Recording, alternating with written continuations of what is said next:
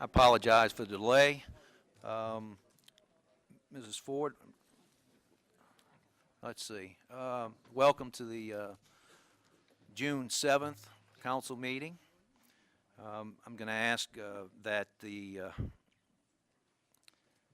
do I have my, Jerry, are you going to give the invocation? I'll be happy to. Okay.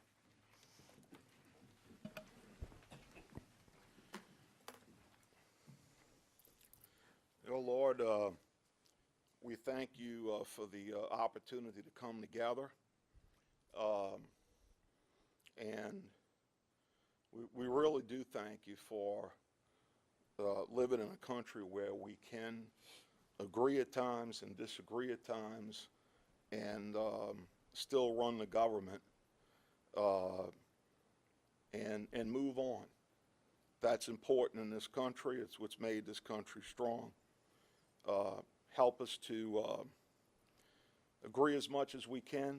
When we do not agree, help us to respect one another and then move on from there. We pray for our troops.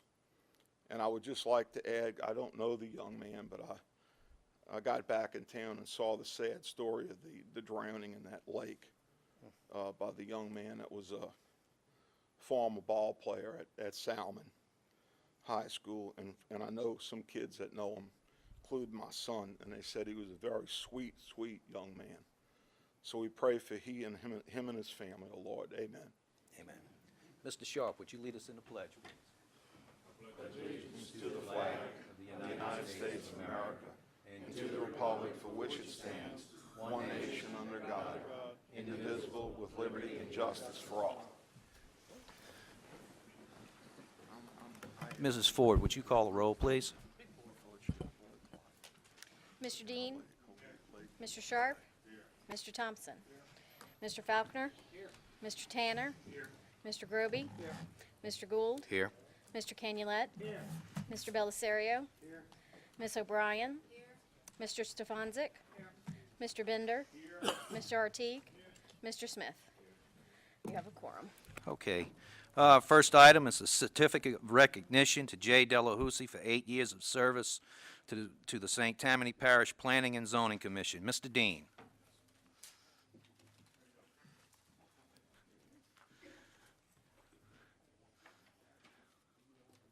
He can't be camera shy after 8 years. You're going to be glad he's still walking now after 8 years. Okay, thank you, Mr. Chairman. I met Jay about 8.5 years ago. I was running for office, and Jay was the chair or the president of the Madison Farms Homeowner Association meeting. And I remember standing over there, and I was watching him, and he was just really, he handled himself real well. He just kind of made the points, and I've never met him before, and it just something clicked to me that I thought that guy would be a real good representative on the Planning and Zoning Commission. So we got him appointed, and he was on there for 8 years. During those 8 years, we had many Saturday mornings, PJ's called it, that place probably would have closed if it wasn't for us on Saturday morning, every Saturday morning before the Planning and Zoning Commission. If you look back over the last 8 years, in District 1 particularly, everything was a struggle.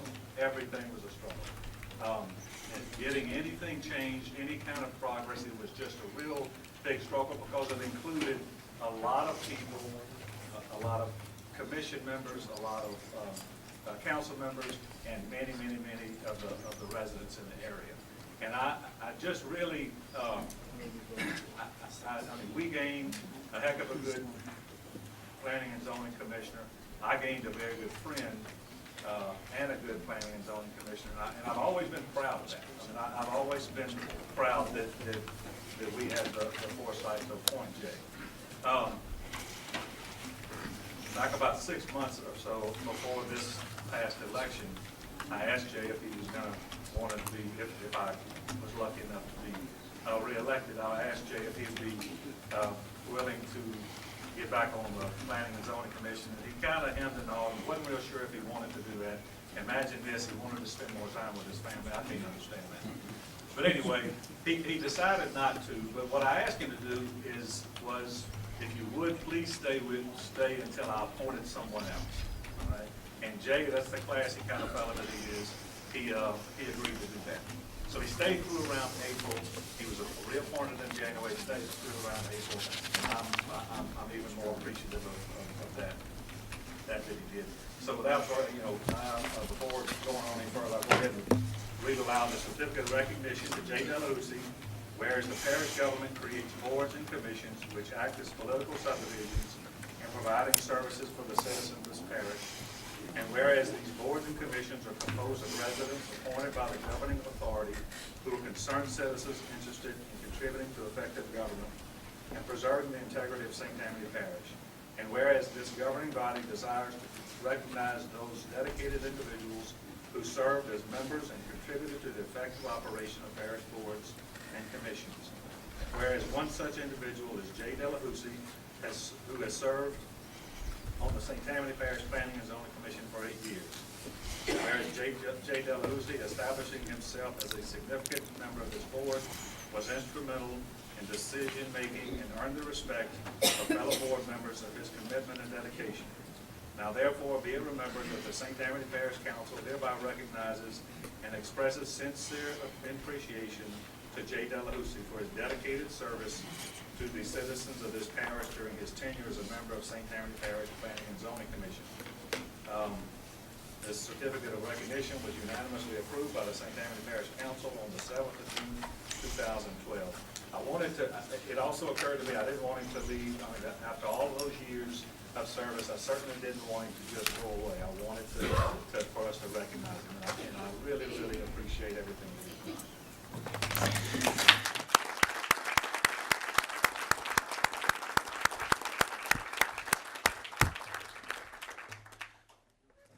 Just to say thanks to everybody. It's been a pleasure to serve on the commission for the last 8 years and definitely made a lot of good friends. So thank you very much. Thank you for good work. Thank you.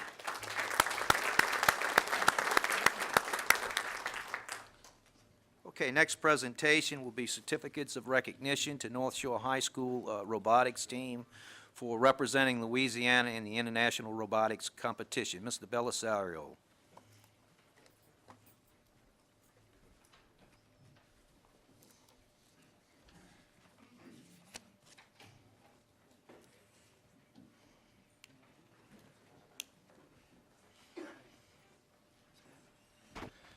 Good evening, everyone. We're here tonight to recognize the North Shore High School robotics team. There's a resolution that I will read out for you. It says, whereas Team 1912, also known as Team Combustion, the robotics team from North Shore High School, a public school in Slidell, Louisiana, has participated in 7 years in the International FIRST competition. FIRST stands for Inspiration and Recognition of Science and Technology. And whereas Team Combustion competed at the Bayou Regional FIRST competition this year, and for the 3rd year in a row, won the Regional Chairman's Award, given for all-around excellence and dedication in sharing science and technology with their community. And whereas Team Combustion, representing St. Tammany Parish, was the only Louisiana team to win this award, which is known as to be the most difficult, most prestigious award given by FIRST, which enabled him to compete internationally in St. Louis, Missouri. And whereas North Shore High's Team Combustion, representing St. Tammany Parish, was the only Louisiana team to compete in St. Louis with over 400 other advanced teams from all over the world. That's the exciting thing. You start listening to all the different countries. They fill up a stadium, a football stadium for the St. Louis Rams. It is unbelievable to see all the kids and their parents there. Whereas, in addition, Team Combustion member Rachel Holliday, a junior from North Shore High, was selected from a pool of 5,500 candidates to win the only award any Louisiana team has ever won at the international competition. It's called the National Dean's List Award, which recognizes outstanding leadership both on and off the field. Only 10 students received this out of that number, which is outstanding. Whereas Team Combustion North Shore High School in St. Tammany Parish placed 42nd in the division internationally. Therefore, be resolved that the St. Tammany Parish Council does recognize North Shore High's Team Combustion robotics team for their year-long efforts to design and create their entry to exact specifications and to excel at the international competition representing St. Tammany Parish in the state of Louisiana. And be it further resolved that the St. Tammany Parish Council does recognize the team members, parents and families, team sponsors, teachers, and community and business sponsors for the success of the two-team effort, Team Combustion, in the 7th day of June, 2012. Okay. We had certificates for 25 of the team members, but only, I believe, 10 are here tonight. They're off doing other great things. I'll call out the names of the students that come up, get their certificate. The first one is Aretha Gao.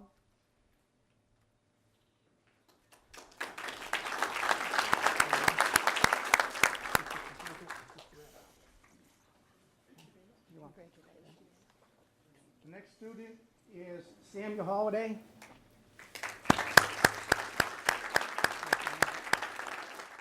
Congratulations. The next student is Scott Kent.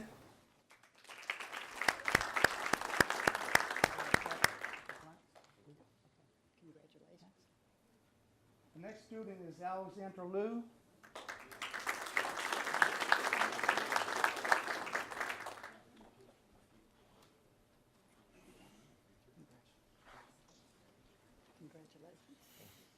The next student is Madeline Pooh.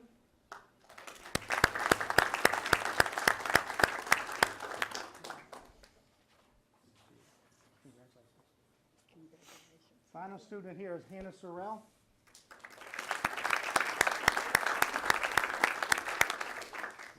Congratulations. Okay, we'll get them all together. What I'd like to do next is turn this over, pardon me? There is one more student? Oh, yes, we got something different for Rachel. What we'll do, okay, sorry, Rachel, you were not forgotten. I'll let Ms. Pat, we have a separate plaque for Rachel. Thank you very much, and it is my pleasure and honor, and thank you, Jean, for asking me to participate. St. Tammany Parish Government Certificate of Recognition for North Shore High School Robotics Team 1912, also known as Team Combustion, National Dean's List Award. The Parish Council desires to acknowledge the youth of this parish for their positive achievements and accomplishments. In particular, those who choose to remain in school, participate in their religious convictions, are morally and community conscious, and actively pursue productive lifestyles. With the constant media exposure given to negative youth behavior, it is time we acknowledge the younger generation of this parish who are honest, law-abiding, and promote positive attitudes. The Parish Council recognizes Rachel Holliday for participating in the Bayou Regional First Competition. Team Combustion won the Regional Chairman's Award for the 3rd year in a row. This award was given for all-around excellence and dedication in sharing science and technology with their community. This award, which is known as the most difficult and most prestigious award given by FIRST, enabled them to be the only Louisiana team to compete internationally in St. Louis, Missouri. Team Combustion of North Shore High School placed 42nd in their division internationally. Rachel was selected from a pool of 5,500 candidates to win the only award any Louisiana team has ever won at the international competition. The National Dean's List Award, which recognizes outstanding leadership both on and off the field. This certificate of recognition was unanimously approved by the Parish Council on June 7th, 2012. Rachel, congratulations. This is my copy, but this is yours. There, look, you want to give it? Yes. Great. Yes. You want to take them with you? Stay here. Greg, I wanted to give you the plaque with the resolution I read out earlier. Great, thank you very much. We have one more thing to do. Give it to you, Rachel. You wanna give it to me? Yeah, I'll hold this for you. There you go. The team decided, since the project manager of the team for several years is retiring, they wanted to give him a plaque for his many years of service as a mentor and a leader for the team. Thank you, Rachel.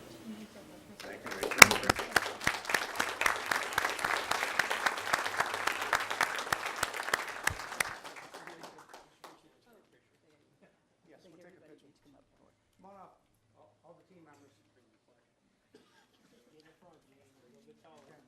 Come on, Greg, get in the middle. You and Rachel get in the middle. By the way, they're mocking me because I'm so tall. Wendy, come on. Can you get in? We got one more that's being shy back there. Come on, Wendy. Yeah,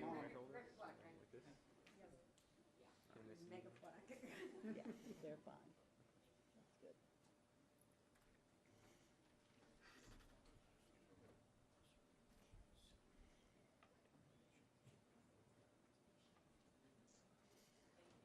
Thank you very much, and congratulations. Thank you, Jean. That was great. I appreciate being part of All that. right, I need a motion to open up off-the-floor items so we can move up the first item, which is another presentation. Thompson, second by Cannonball. Canulet. Vote with your lights, please.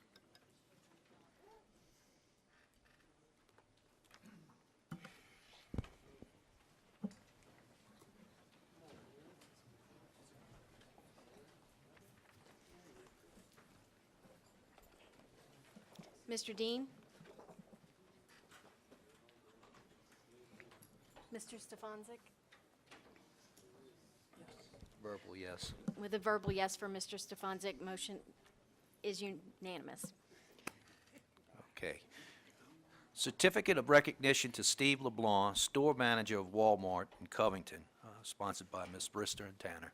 Mr. Thank you Tanner. very much, Mr. Tanner. You want to come up with me and do this?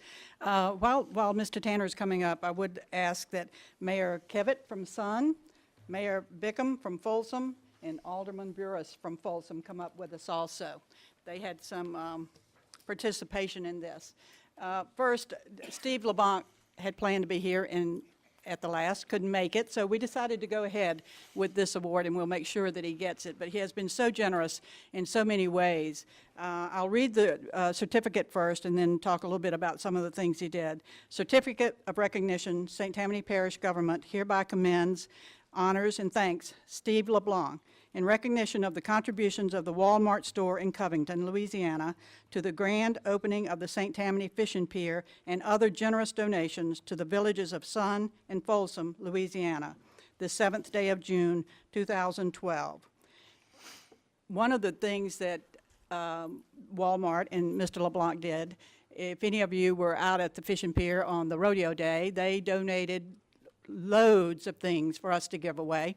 We were able to give out free snacks all day and free water all day because of their generosity. In addition to that, they called us one day and said they had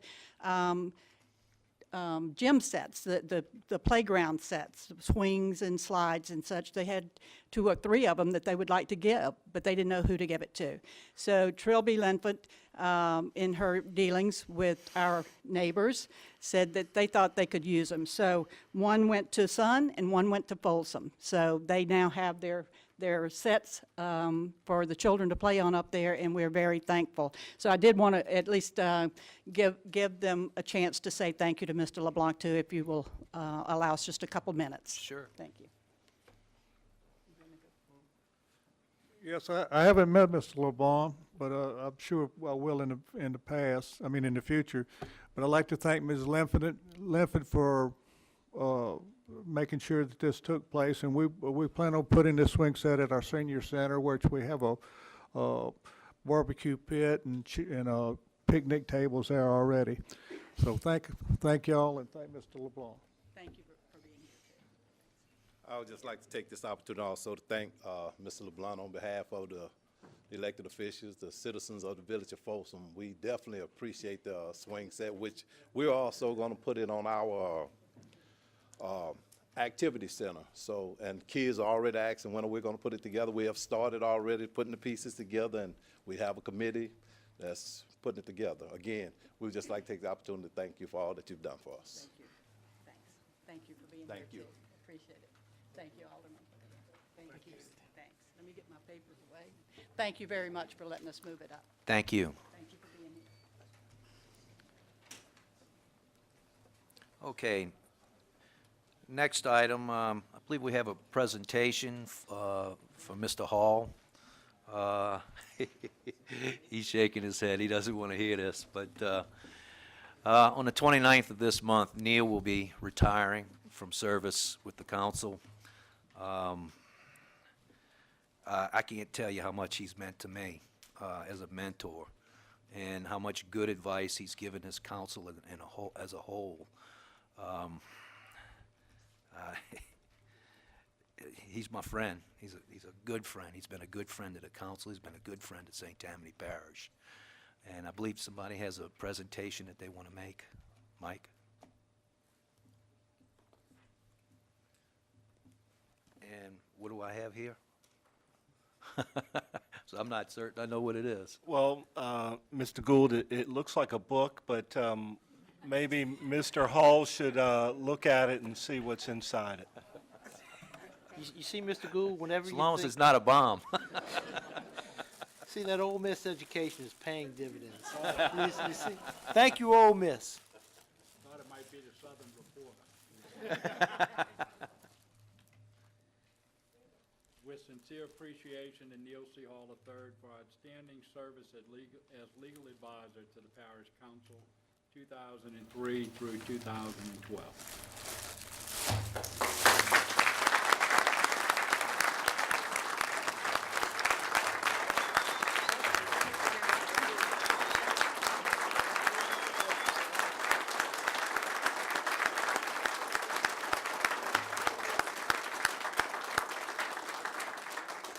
Well, Neil, we couldn't get a date out of you, so we could throw a party for you. But one thing that's going to happen is that you're going to have to say a few words. Yeah, I'm kind of used to standing on the other side. I think I finally figured out a way to get a day off, so I filled out the formal application to retire so I could get that day off. But I'll keep it short. One of my favorite judges used to use the 1-minute hourglass on me every time I got up for oral argument, so I try to remember that. Gee, as a trial lawyer, this was just a dream. It was really more than I could have ever hoped for. I've handled just so many just fantastic, complex cases with constitutional law issues and federal, state court, the appellate courts. It has just been absolutely fantastic. But my first few years on the job, I did nothing but litigation, and then my good friend and boss, Walter Reed, asked me if I would come over here and represent the council, and I was a little reluctant at first because I enjoyed the litigation. I truly enjoyed it. More importantly, I finally had my caseload current and manageable and had no urgent deadline. So I was supposed to be able to leave the litigation behind and come over here and just take care of the parish council. Well, I left the personal injury litigation behind, but all the complex litigation managed to come with me. But I got to tell you, over a period of 30 years serving the country and our citizen, these final years working for you guys and the current and former parish president, it's just been wonderful. I've loved every minute of it. It's been demanding, challenging, but the best thing about it all has been the opportunity to work for you guys, and we have just a fantastic parish council with a lot of all dedicated members. And so they come to me to help them, to help their constituents. And trust me when I tell you that the greatest reward in doing this job has been the ability to help out a lot of the constituents of these members. It has just been fantastic to be able to help those people get through the bureaucracy and solve their problem. And so, from the bottom of my heart, I just want to thank each and every one of you guys for giving me this opportunity. And Pat, thank you for the brief time we worked together, but when you were on the council. And I got to tell you that my job would not have been possible but for every parish employee that I ever called on for assistance never hesitated to try to help solve those problems, whether it was lawsuits or whether it was just to help some citizen get through the process. Every single parish employee always bent over backwards to try to help solve those problems. So without that, it wouldn't have been possible to do it. And again, thanks to everybody on this council for giving me that opportunity. Can't thank you enough, and the toughest decision ever made to turn in those papers. Thank you.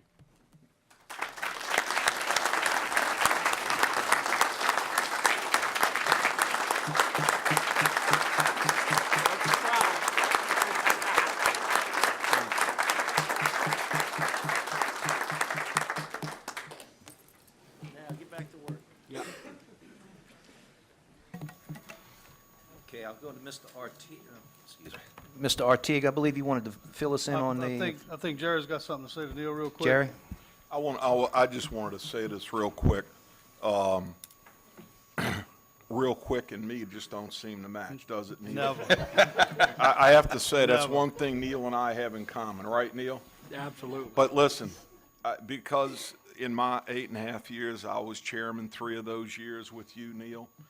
But whether chairman or, well, we're all council members. The chairman just, you know, does his or her part in that role. But I just have to say to the public, because our colleagues know this, believe me, the next time you hear the term attorney, because of Neil Hall and attorneys like Neil Hall, that name has been elevated to a higher level.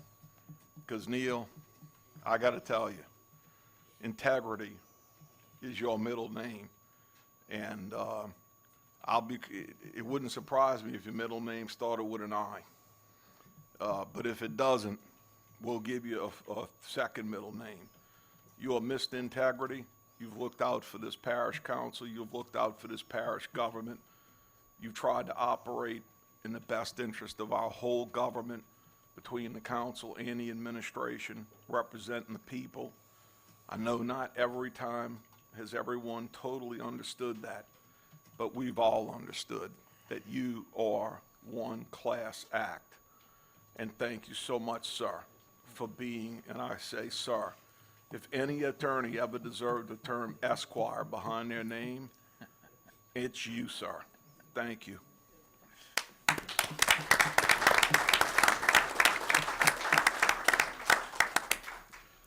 Gonna Mr. make me Artigue. cry. I hate to see you leave too, Neil, but that's not what I wanted to give a little report on. We had the opening of the St. Tammany Parish Fishing Pier Saturday. We had a rodeo for the kids, and I just wanted to give a little report on it. President Brista and her staff were out there at 4:30 in the morning with me, and we worked. We had 40 people in line when I got there at 4:30. We ended up having, I think, 240 people register for the fishing rodeo, and ended up with about 500 people on that pier fishing Saturday. There was a lot of fish caught, a lot of good times had, and I know that the sponsors were a really big part of it with Walmart and everything, Pat, but your staff really went to work out there and did a good job. Ms. Brister? Thank you, Mr. Artigue, and I do want to thank my staff for, for being out there, because they worked all day long, but they all had a good time too. So thank you for saying that, and I appreciate all the hard work from the staff. But I also wanted to say thank you to Neil for all your hard work. I know sometimes we didn't make it the easiest for you, but you were always there, and we appreciate it from me and from all our staff. Thank you for all you've done. Thank you. Okay, let's move on to the consent calendar. Any items not pulled from the consent calendar automatically approved and whole by one vote. Items pulled from the consent calendar are discussed and voted upon individually. The following items are to be pulled under ordinances for introduction. Ordinance calendar number 4748, which is item number 2. 4784. Item number 9, ordinance calendar number 4791. Item number 14, ordinance calendar number 4796. Under resolutions, number 6, Resolution Council Series 3410. Item number 7, Resolution Council Series 3411. Item number 10, Resolution Council Series 3414. And item number 11, Resolution Council Series 3415. Does anyone on the council have another item that they would like to have pulled? Okay, anyone from the audience?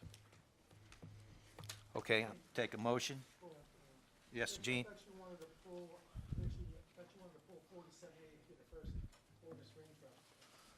I thought they were gonna pull it also for discussion. Okay, I did not have it on my item, but will we pull ordinance calendar number 4783? Okay. Got that? Okay, I need a motion to approve the consent calendar. Second by Mr. Stefanczyk. Vote with your lights, please. Okay. Yes.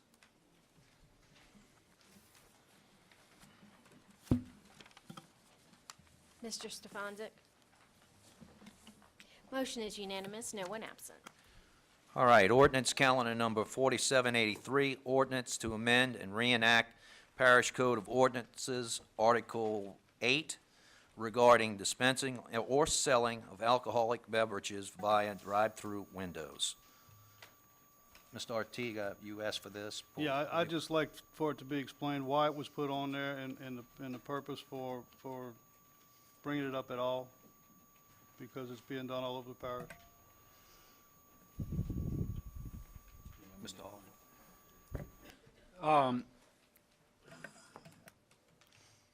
You'll recall that our former zoning ordinance, comprehensive zoning ordinance 523, there was an express prohibition against dispensing or selling alcoholic beverages via a drive-through window in that ordinance.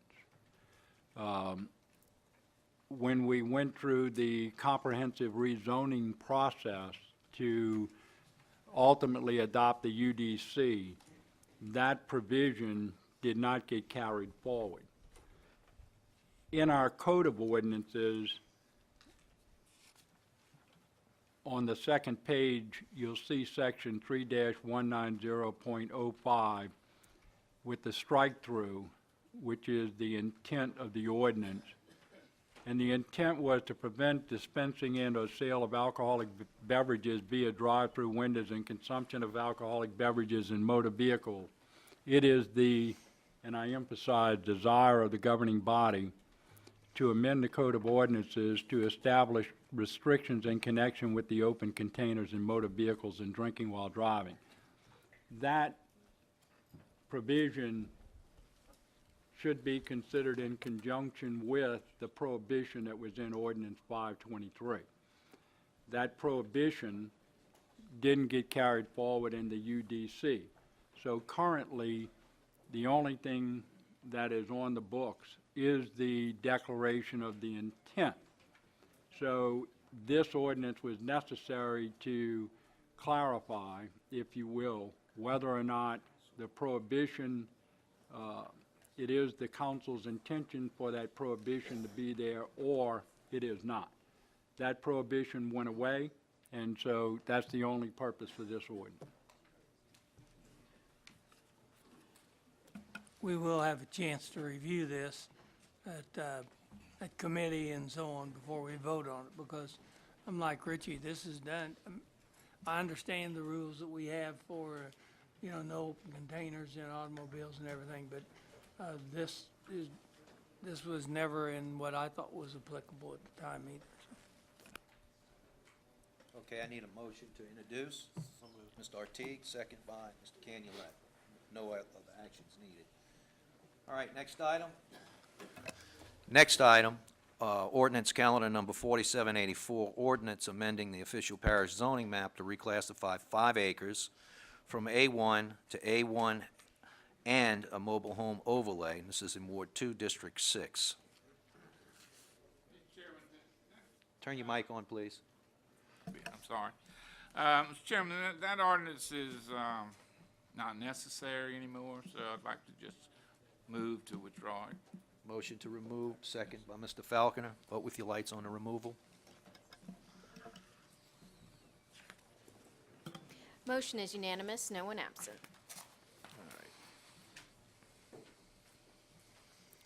All right, next item is ordinance calendar. This is item number 9. Ordinance calendar number 4791, ordinance to extend 6 months the moratorium for property abutting Louisiana Highway 21 planning corridor. Mr. Dean? Mr. Chairman, when it was time to come back up with this or renew it, we noticed that there was a mistake. So what I'd like to do is amend it. Let's see, where it says from Keys Road north to LaLanne Drive. LaLanne Drive is actually south of Keys Road, so it'll be Keys Road north to Azalea Okay. So that's a on motion. Highway 21, that's correct. Okay, we're going to have to amend it and vote on it, and then vote on the, Reintroduce. do the introduction. Motion to amend, second by Mr. Thompson. Vote with your lights on the amendment, please. Motion is unanimous, no one absent. All right, move on the ordinance. Mr. Dean? So moved. Second by Mr. Falconer. That's all that's necessary. Next item is under ordinances for introduction. Number 14, ordinance calendar number 4796.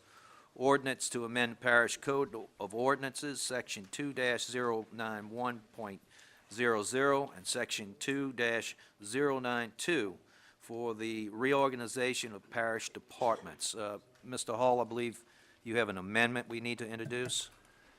Yes, Mr. Chairman, at the committee meeting, I advised the council that an amendment to paragraph 10 of the ordinance was necessary, and provided that amending language, which is now incorporated in your package. I will be more than glad to read it for the public, if you will. Originally, the initial ordinance, paragraph 10, provided the legal department shall administer the legal affairs of the parish as directed by the president, including but not limited to insurance, risk management, and code enforcement. Said duties shall include but not be limited to any and all actions necessary to carry out the functions of the department. It was necessary to amend this ordinance, and I met with President Brister a few times to incorporate all of those functions, if you will, and parts of the legal department, council, president, and parish government as a whole, if you will. So the amendment, that first part of the paragraph was deleted. The amendment in the current language is the legal department, in accordance with Home Rule Charter Section 4-03A, legal department, the district attorney of the judicial district serving St. Tammany Parish shall serve as legal advisor to the council, president, and all departments, offices, and agencies, and represent the parish government in legal proceeding. That's the existing provision in the Home Rule Charter. Council serving as legal advisor to the parish president shall be under the direction of the president and carrying out the president's duties as chief executive officer of the parish government. The legal department shall include the insurance office, risk management, and code enforcement. The assistant district attorney serving as director of the legal department will be responsible for coordination of the provision of legal services for parish government. That's the amendment. And just so the public knows, the legal department is being consolidated, if you will, across the way in the state office building, and that should begin sometime, I believe, around the end of June. Ms. Brister, do you have any comment? No, that, we have talked about this, and we just wanted to make sure we got everything in there that Right. needed to be in. So I you're think satisfied with the amendment? we're all in agreement. Very Thank you. good. All right, and then I need a motion by Mr. Canulette, second by Mr. Belisario, and that's all we need to do. Wait, oh, excuse me, this is an amendment. Vote on the amendment, please. Caught myself. Motion is unanimous, no one absent. Okay, move to introduce Canulette and Belisario. Okay. All right, let's see. Under resolutions. Number 6, if 5, 6. Okay. Under Resolutions, number 6, Resolution Council Series Number C, 3410, resolution requesting the Governor and the State of Louisiana Division of Administration, Office of Community Development to grant the Finance Authority of St. Tammany Parish $2,625,000 in CDBG funds directly for the use of the Pathway to Homeownership LLT program. All right, need a motion on that, or what do we have here? Yeah, Mr. Chairman, I want to, put a motion on the floor, and then I wanted to ask Mr. Muller to say a few words about it. So I move to adopt the resolution. Motion, and we have a second by Mr. Tanner. What, Mr. Muller is here from the Finance Authority. This is something we created a few years ago, and I mentioned it at Finance Committee.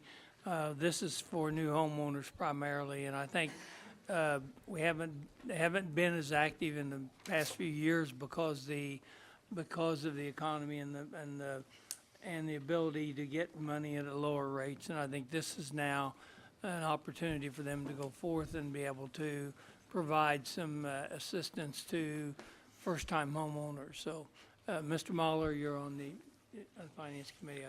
I'll be glad to address that. The program is available to first-time home buyers, and the definition of first-time home buyers is very broad. It includes people who had not had a home for 3 years, and single parents and so forth. And the nature of the program is this, is that if you qualify income-wise, and that's 120% of the median income for most families of 4, that's around $75,000 in this parish, and you're eligible for a up to $30,000 soft second mortgage, which means that you can borrow $30,000 and there's no interest on it up to 5 years. At the end of 5 years, if you can continue to reside in that particular house, then it goes away. There are some pro-ratas if it's less than the 5 years. But essentially, for a person buying a home that's $200,000 or less, they can get into it for as little as $2,000 cash. There's also assistance of up to $5,000 for the cost of insurance and closing fees and the like, insurance for up to 2 years. It's a wonderful program. The Home Builders Association was presented with it the other day. Since then, we've got numerous calls at the office about it. And the thought is that this will help to move up to maybe 75 homes that exist in this parish right now. So if you all would be good enough to adopt this and to proceed with this, we would certainly appreciate it and think it'd be very beneficial to the residents of the parish. Mr. Chairman, there needs to be an amendment to that at the review committee. The amendment was submitted, so it needs to be amended before adopted, and the clarification was that it is in fact the authority that is going to apply for it. Ms. Salter, do you have the amendment? Okay. Okay, so And I move to amend the resolution to include that. second by Mr. Smith. All right, vote with your lights on the amendment. Is there any discussion? No? Okay, vote with your lights.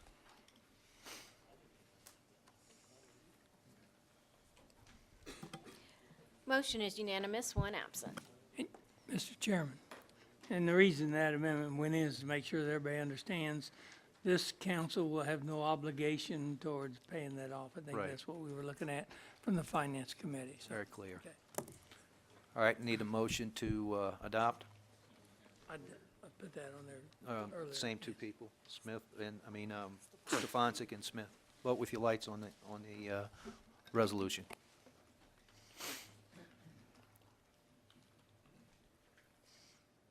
Motion is unanimous, one absent.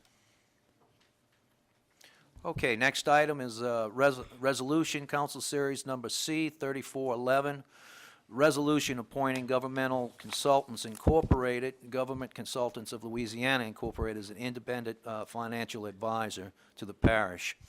I'm going to ask the council to postpone this until August. I just got back in town a couple of days ago, and in the process of performing my due diligence, I discovered that the state of Louisiana actually goes out with an RFP, request for proposals, when they do their bond issues. And I wanted time to look at that, and also I believe that that may be the direction that we need to handle this. With that being said, though, I would like to hear from government consultants, I believe it's Mr. Jim Ryan, to tell us a little bit about what a financial advisor does in the process of issuing bonds. Mr. Ryan. Thank you, Chairman Gould. I'd ask Mr. Savant if he could help me. I have a stack of stuff, 3 stacks of stuff, actually. I'm Jim Ryan with Government Consultants of Louisiana, members of the council, administration, President Brister, thank y'all. Chairman Gould, you are correct. The state generally goes out for RFP for all the professionals, bond counsel, financial advisor, underwriter, everybody. And we've responded to several of those over the years. I'm going to ask, you have 3 different handouts here. You have a presentation, which is the first one and the main one I'll be working for. It's entitled Government Consultants, Inc., presented by James Ryan. And then these 2 books you can take home and use at your discretion. These are statement of qualifications. One is for our Mississippi firm, and one is for our Louisiana firm. And they're referred to as Addendum A in your presentation. And basically what they are is a list of bond issues that we've done over the years since 1999. And as you can see, there's about 1 line per bond issue, and it's a substantial amount. I'm going to pass those to Ms. Salter. And I'll give you the presentation when I'm done, so you'll have a copy of that. Thank you. Quite a bit. I'll start with a little overview of municipal bonds and some characteristics of municipal bonds, and forgive me for reading. A municipal bond, the unique characteristic of a municipal bond is it's a loan. And the difference between this loan and most other loans is that the lender does not have to pay federal income taxes and sometimes state income taxes on the interest that you pay them. So when you borrow money, you go out and you borrow money for roads, water, sewer, whatever, and you're paying principal and interest back to somebody. And a municipal bond, that somebody, the lender, the bank, the underwriter, whoever, they do not have to pay federal taxes on the interest. So people like to invest in municipal bonds, and you hear people say, I've got my 401k or my IRA invested in muni bonds so that I don't have to pay federal income taxes on my earnings that I get. And that's what a municipal bond is, and you all are a municipal issuer. They're issued on a specific principal amount for a fixed term. The security is generally your revenues. General obligation bonds are the unlimited ad valorem power, taxing power of the parish. A sales tax bond is backed by a sales tax that you might have. A revenue bond would be like a water revenue bond or a sewer revenue bond. You can also do excess revenue certificates of indebtedness, which are the pledge of your excess budgeted revenues over budgeted expenditures.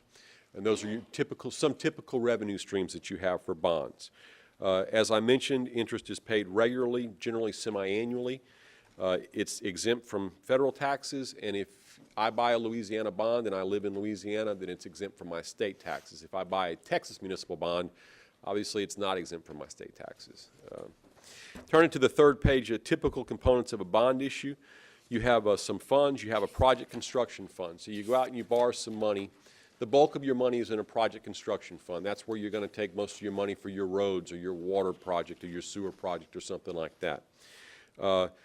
Typically you have a debt service reserve fund, and that's a fund that the lender typically makes you put up, and it's typically around 1 year's principal and interest they make you put up, and you stick it in a fund, and it's invested, and it's just that. It's a reserve fund in case there's a hiccup, in case your sales tax collections plummet.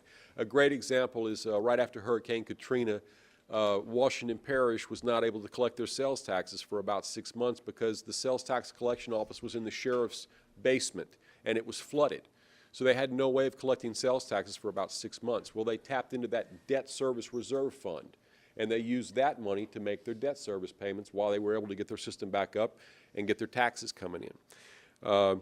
You can substitute that with an insurance policy if you want to, maybe save some money, called a surety bond. A good credit like St. Tammany Parish, typically you would try to get out of funding that debt service reserve fund with a surety bond.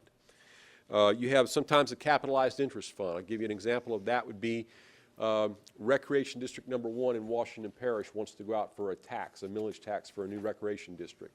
The tax will be levied next year, but the proceeds from the millage tax won't come in until 2014.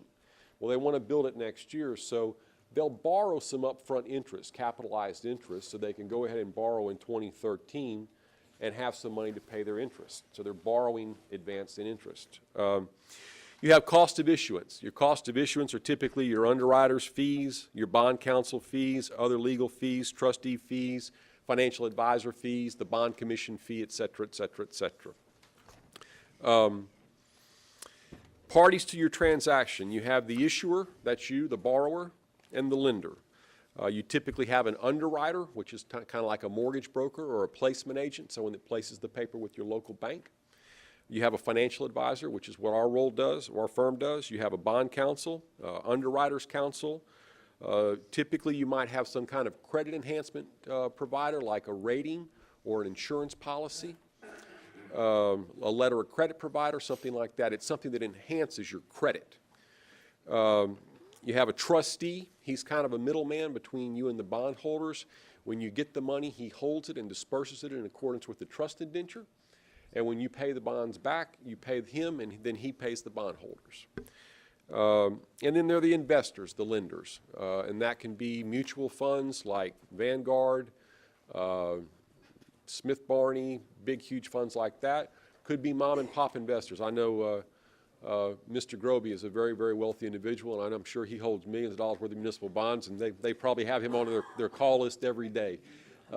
But those are your lenders, and you have some mom and pop lenders. If you all have mutual funds or IRAs that are invested in bonds and muni bonds, you've probably got some Louisiana bonds in your portfolio somewhere.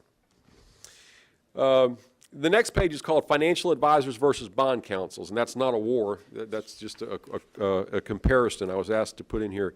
What does a financial advisor do? A financial advisor advises the client on issues of timing. That's how long do you go out into the market, and when do you go out on the market? For example, we don't ever want to put you in the market on a Monday or a Friday. A lot of traders are gone. We don't ever want to put you in the market before a long holiday weekend. We don't want to put you in the market if we had scheduled you to go into the market that day and something really great happens that day and bonds rally and interest rates go up and it maybe is a fluke thing. We may pull that bond issue for a couple of days.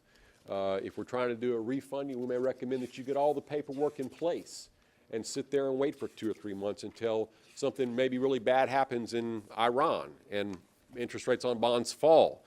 And we call you and say, hey, you know that refunding we've been waiting to do? Well, it works really well today. Why don't we do it today? That's a timing issue. Structure, that's according to the issuer's needs and the investor's appetites. There's a lot of ways to structure bonds. As I mentioned earlier, sometimes instead of having a debt service reserve fund, you might want to go out and buy an insurance policy called a surety bond so you don't have to fund that debt service reserve fund. Sometimes that saves you money. Sometimes you want ratings, sometimes you don't want ratings. Sometimes you want insurance, sometimes you don't want insurance. Sometimes you may want to go with variable rate debt. Sometimes you may want to go with fixed rate debt. There's a lot of structuring that goes on. Pricing is getting the best interest rate. Terms of the transaction. Are they callable? Are they non-callable? If they're callable, when are they callable? How long are they callable? Are they callable with 30 days notice period? Or is there a 10-year call provision? That's something you negotiate. Fairness, that's including all the professional fees. When I was at the State Bond Commission, one of my jobs was to regulate all the fees for all local governmental transactions. My title was Local Governmental Debt Officer. And on every bond issue that was done, every local bond issue was done, I took it and broke down every line on them, every single fee for every professional. And I compared it to at least 2 or 3 other deals. And if they were out of whack, then we would call the professional and say, Mr. Groby, I'm sorry to pick on you, I keep doing it.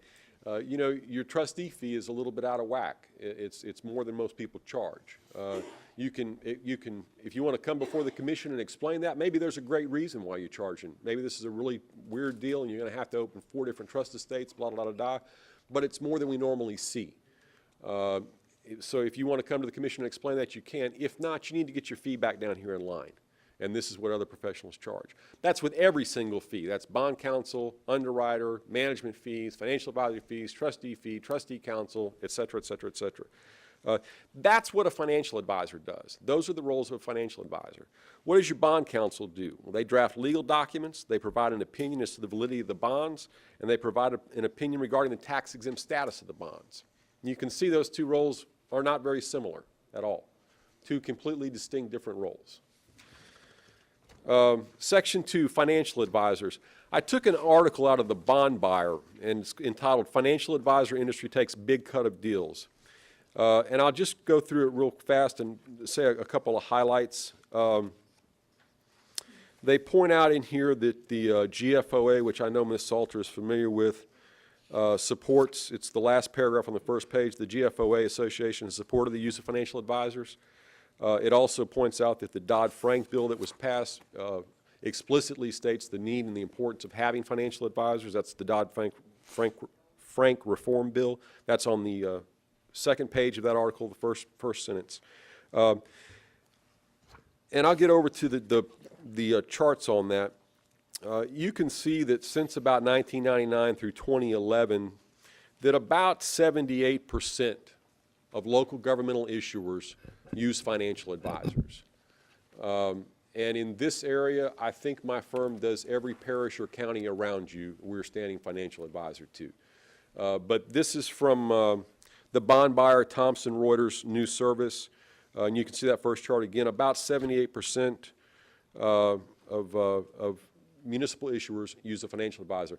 Typically, the people you see that don't use financial advisors are the Varnado Waters of the world. It's a water district. They issue one kind of bond. They do a USDA bond once every 4 years. That's what they do.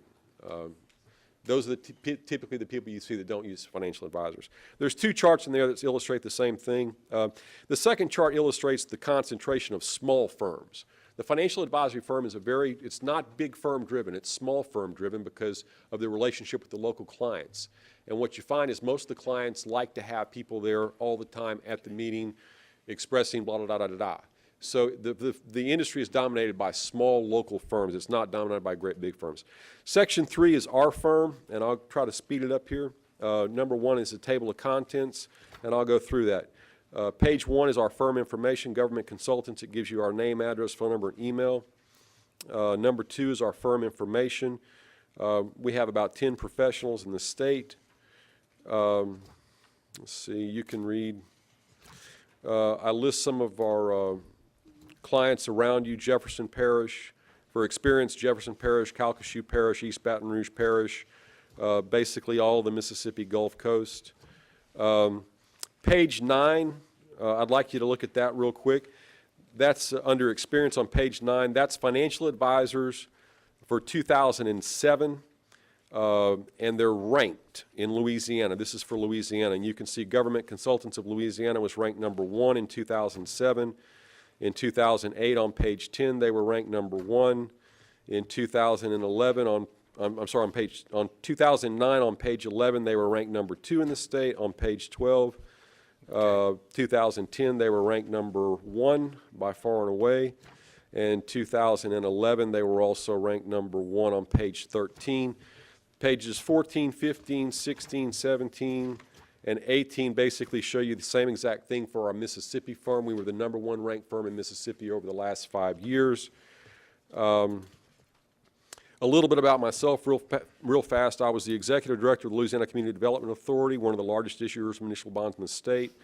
I served as the local government debt officer of Louisiana State Bond Commission, also serving as the senior debt analyst for the State Bond Commission. I'm a former state auditor, worked as a credit analyst and economic development analyst for the Louisiana State Division of Administration. I have over 20 years experience in the area of state and local government funding. I have a CPA, a master's degree in accounting, a bachelor's degree in finance. My contact information is on the next page. The next few pages talk about some of our personnel, some of my other partners, and conflicts of interest. We're aware of no conflict of interest representing St. Tammany Parish. References on page 26, these are all personal references, not, people who know me personally. Right. Tangipahoa Parish President Gordon Burgess, Livingston Parish President Leighton Ricks, Washington Parish President Ned Thomas, East Baton Rouge Parish President Kip Holton, West Baton Rouge Parish President Pee Wee Berthelot, Ascension Parish President Tommy Martinez, Plaquemine Parish President Billy Nungesser. Each one of those individuals know me by name. If you have any questions, please call any and all of them and ask them. They know me, they know my firm, they've worked with us for years. Thank you, Mr. Ryan. Thank you, Mr. Gould. You know, as I stated earlier, I believe we're going to go the route of the RFP, and we'll probably, I know we have a copy of the model that the state uses. I think it's a good document. It's very complex. With that, I appreciate your time. Do we have a motion to postpone until August? I'll be glad. I move that we postpone to August and assign this to the Finance Committee to develop criteria for financial advisor to support proposal and review process for St. Tammany Parish. Gene, you had second. All right, do you have any discussion, Gene? I thought you had a question.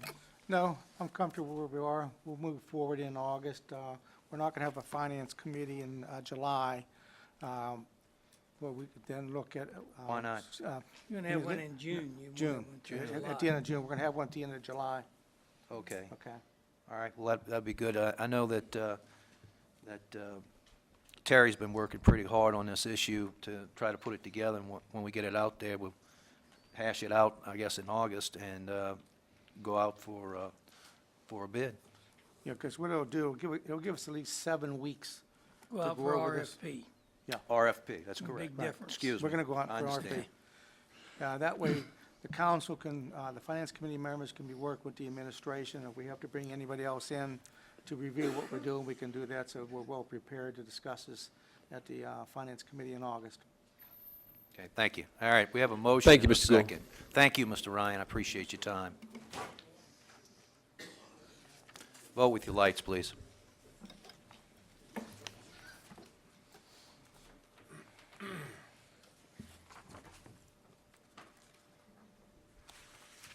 Motion is unanimous, 2 absent.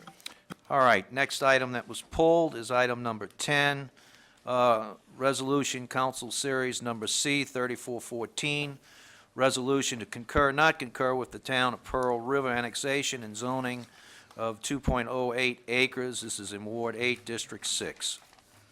Mr. Tanner? I move that we table that. I understand we have some legal problems with that, and I want to. All right, you want to postpone it till the next meeting? That's great. I move so. Second by Mr. Belisario. Let's vote on the postpone.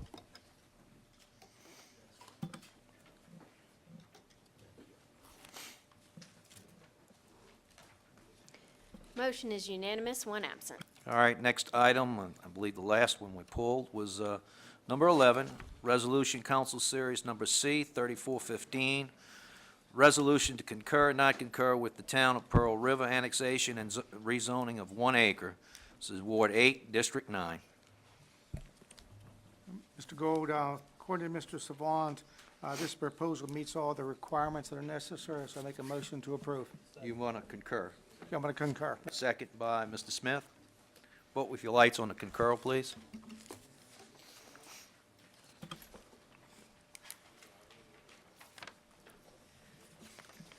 Motion is unanimous, no one absent.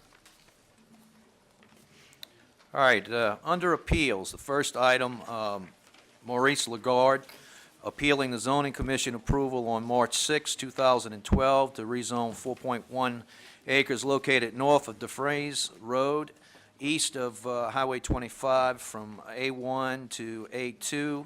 This is in Ward 2, District 3. Mr. Lagarde, are you here? No?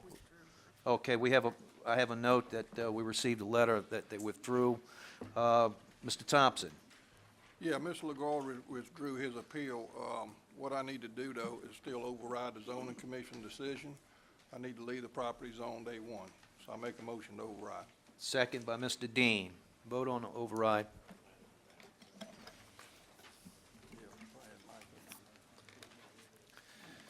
Motion is unanimous, no one absent. All right, you need to introduce the resolution, Mr. Thompson. Second by Mr. Sharp. That's all that's needed. No. No, excuse me, vote on the resolution. That's right.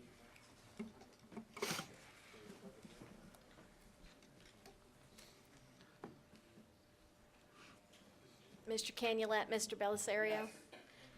Motion is unanimous, no one absent. All right, second appeal, applicant Paul Marone representing James Simpson, appealing the zoning commission denial on May 1st, 2012, to rezone 51.27 acres located north of Penn Mill Road, west of Quave Road, north of US Highway 190 from A1A to A4.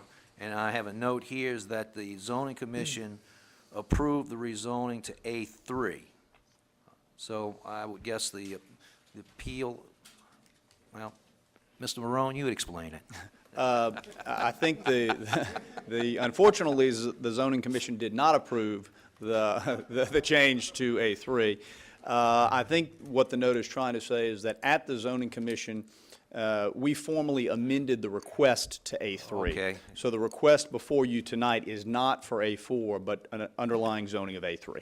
Okay, I get it now. It was just, Marty, could we, both of these issues are the same, can we have? yeah, discussion both what at I'd the like to same do time? is read the second case, which is in conjunction with this, is applicant Paul Marone representing James Simpson, appealing the zoning commission denial on May 1, 2012, to rezone 51.27 acres located north of Penn Mill Road, west of Quave Road, north of Highway 190, from A1A to PUD. We will hear both of these items concurrently, but we will have to vote on them separately. Mr. Marone. Thank you, Mr. Chairman. Paul. First of all, let me ask you, is there any opposition in the audience? Okay, we do have some people in opposition. Mr. Marone, let's see, I believe you'll have 5 minutes with 2 minutes of rebuttal, and the people in opposition will be afforded the same amount of time. Thank you, Mr. Chairman. Paul Marone on behalf of the appellant. The property that we're discussing tonight is just over 51 acres. It's located on the north side of Penn Mill Road. For those of you who may be familiar with the area, it is right next door to the soccer fields and right across Penn Mill Road from the existing oil field supply yard that is located in the area. And the property was part of the Simpson sod farm for approximately 30 years. However, in about 2000, Mr. Simpson realized, and it became clear, that the area that he had moved to 30 years ago had changed in nature, and the heavy trucks and heavy equipment that come with sod farming really were out of place in the area. So he began relocating that business to other places in the parish and other locales. But as a result of that relocation, the question then became, well, what is the best use? What is the highest and best use for the property? And in looking at the land, a couple of characteristics jump out at you. One, it's a sod farm. So it's cleared, there's no trees, it's not a forested area, there's minimal wetlands because it's been in cultivation for years, and it's generally surrounded by residential development. So it became clear very early that this is better suited for some type of residential use. At that point, we contacted the councilman and the staff, and we asked for some guidance on where we would go to determine what type of residential use would be appropriate.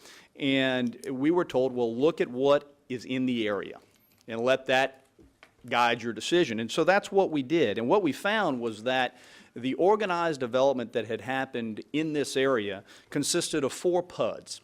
Each of those PUDs I'll talk about in a little bit more detail, but one abuts us to the north. The other 3 are along Penn Mill Road, 1 to our west and 2 to our east. In addition, you have significant development along the road. And when I say along the road, I mean in strip-out fashion. There are 63 half-acre sites from Highway 190 to this property. So that is the predominant use or the predominant type of development in the area, 4 PUDs and half-acre strip-outs. That was our guiding instrument in determining what we would propose. That's how the PUD proposal came to be. Now, as you often see with this process, what you begin with is not always what you end with. The zoning process encourages, if not mandates in a lot of cases, that there be changes because there is opposition a lot of times and there are concerns. And that has been the case with this project. So before I talk about the specifics of the PUD, I think it's important that you know what changes have occurred during this process. First of all, as Mr. Gould mentioned before we started, we had originally requested an A4 underlying zoning. That has been changed. There was concern about the PUD. If the PUD went away, we would be left with A4, which would be out of place. So we have officially amended it to A3, which gives you a half-acre density. We've dropped 10 lots from the project, going from 102 to 92. We've increased the size of the lots on the north end of the development. We have also adhered to the request from the local fire district to create a substation location. We have identified a 1-acre site along Penn Mill Road that will be there for the fire district to put a substation to service this area, and the fire district is here this evening in support of, or to represent that need to you. So I tell you these items so that you understand that we have tried in good faith to accommodate the concerns that we've had through this process. The result is we've got a PUD before you that's 92 lots on just under 52 acres. That's a 1 unit per acre density. That is less dense than the half-acre density that we see in the strip-outs along Penn Mill Road. We've done that and retained 52% green space, which is almost 27 acres. We've kept a buffer along Penn Mill Road, and we've avoided the floodplain. Now, one of the largest issues that we've dealt with through this process is the density. I mentioned to you before that there are 4 PUDs in this area, and I want to quickly run through and let you know what those densities are. Prudent Creek, 2.4 units per acre. Penn Mill Lakes, 2 units an acre. Penn Mill Place, 1.81 units an acre. Penn Mill Court, 1.98 units an acre. You will notice we are less dense than every one of those PUDs. The 63 strip-outs, we are less dense than the density represented by those strip-outs. Those 2 items aside, the other thing that you see out there is you do see mobile homes, and you see mobile homes on parcels a half acre and less. So I would submit to you that the density that we are proposing is not only compatible, but in large respect, we are less dense than what is out there now. Your rebuttal time. Okay. I would just conclude by saying that we have modeled our plan after what is out there, what we see on the ground and what we see on your zoning map. We have modified that plan by reducing the density, amending the underlying zoning, adding the space for the fire station, and addressing the concerns of some of the surrounding residents, in particular the neighboring airport. So we would respectfully request that you support the project, that you override the zoning commission, and find that this project is compatible with what's out there and that the zoning should be approved with the PUD overlay. Thank you. Thank you. Opposition? When you come up, please state your name and address for the record.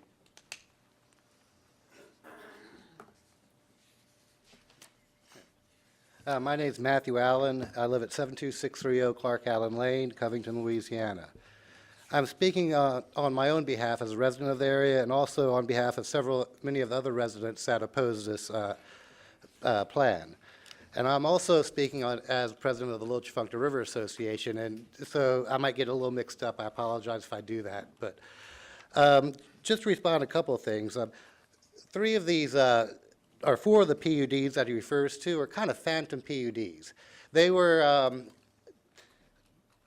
excuse me, they were planned in 2007 and approved around 2007, 2008. None of them have been built.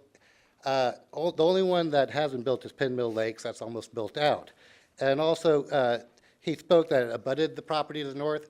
Penn Mill Lakes is more than a quarter mile to the north of this development.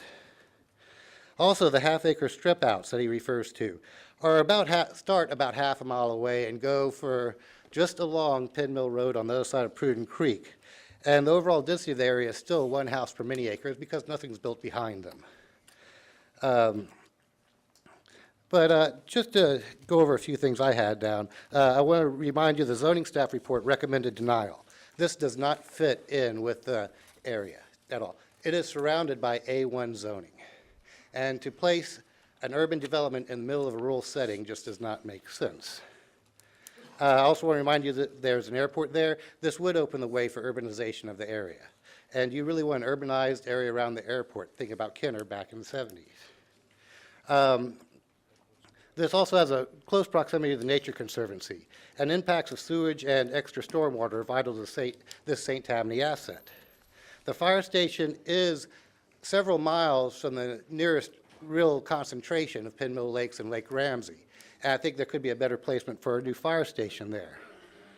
But I would also like to remind you of what the Unified Development Code says. For the A3, 5.0801, the purpose. It's located in areas appropriate for urbanized single-family development, convenient to commercial employment centers. This is not convenient. These are secondary streets that it's going to rely on for ingress into it. The residents around moved here for the rural environment. And it is close to the sensitive Nature Conservancy, and the drainage will go directly into the Little Tchefuncte River system, which is protected in the Louisiana Constitution as a scenic river, along with its tributaries. For the PUD in the Unified Development Code, the 6.010, Part F, it needs to be rational and economically sound development in relation to public services. This is not rational to place another packaged sewer plant into the scenic river system. The two plants that we have in the same area, Lake Ramsey and Pinmill Lakes, both have compliance orders and have been unable to meet their discharge limits with the DEQ. Even on the vicinity map in the plans, they list a drainage ditch that cuts across the property. That is actually a branch of Horse Branch Creek, a natural stream that feeds into the Tchefuncte River system and Horse Branch Creek. And I would just like to finish that, remind you, these PUDs that he keeps referring to as far as the density still don't exist. One's bankrupt, 3 have not been built out. Two of them have not been built out. One just has infrastructure since '07, and nothing's built there. They can't sell it. It's not economically feasible to put a PUD here. And I'd like to finish by saying that in order to uphold the 2025 vision for the parish and the zoning regulations of St. Tammany, you must uphold this rezoning denial. Approval of this rezoning would be a continuation of the same poor planning of the past and the reason we went through the whole 2025 and the comprehensive rezoning. Thank you for your time. Thank you, sir. How much time do we have left? I'm sorry, he has his 2 minutes of rebuttal plus a half a minute. Okay, and, half a minute. And Paul Marone has a minute and a half. Okay, I'd just like to say quickly, this is my first parish council meeting, and I appreciate all that you do to maintain our parish. I've enjoyed living here, and my family has for 30 years. I live in the area that they're talking about. Excuse me, I need you to state your name and your address, Mary please. Henderson, and I live in the area north of Covington. And I just feel like the rezoning commission, or the zoning commission, made the right choices. Their staff was wonderful in listening to us. We did two monthly meetings with them, and they planned a town hall meeting where a member of the Nature Conservancy was there, and they certainly backed that this be denied. And I just, reiterate that it's just not something that's necessary at this time, just like when any area had, when Lake Ramsey had its first part of the subdivision, it wasn't ready for any more. You're into your rebuttal And time. any of them, okay. Well, again, I appreciate everything that Mr. Paul has said, but, again, those PUDs, they haven't been developed, and I'll let him talk and see if I have something else to say. Thank you, ma'am. Mr. Marone. Thank you, Mr. Gould. With regards to the PUDs, one of them is completely built out, one has infrastructure in, and 2 have not been built. That is irrelevant in my mind, because what the location of the PUDs tells me, and they're on your zoning map, is that those PUDs came through this system, and they were found by this council to be appropriate and compatible. Now, whether they got built or they didn't get built, the fact of the matter is they can be built today, and they were found to be compatible. So that's got to be some guidance to the public, and I would hope to this group. That aside, the 63 strip outs are absolutely there. There is no question about it.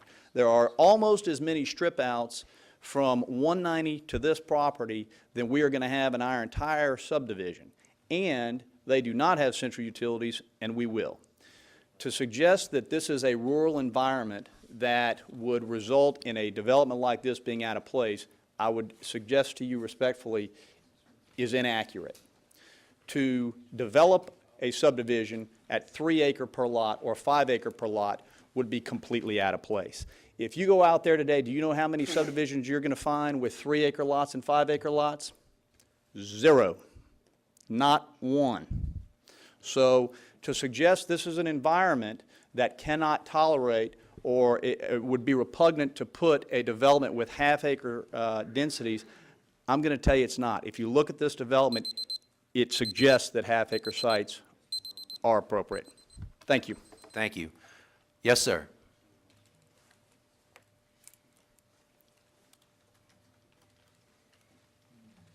They have a minute and 45 seconds. I would like to point out that these PUDs were approved after Katrina, when we thought there were going to be many more people moving into this area from New Orleans. And it was also before the comprehensive rezoning. During the comprehensive rezoning, the original plan for this piece of land was to be an A1, 1 house per 5 acres, and at the owner's request, it was changed to an A1A, 1 house per 3 acres. This can still handle 17 houses. That is a small subdivision, but would be much more appropriate for the area. Again, this property is surrounded by A1 zoning, and to place an urban development in the middle of this rural setting is inexcusable. Also, as far as the sewage, 3 acres can handle 1 household's worth of sewage. That is according to the parish's paperwork.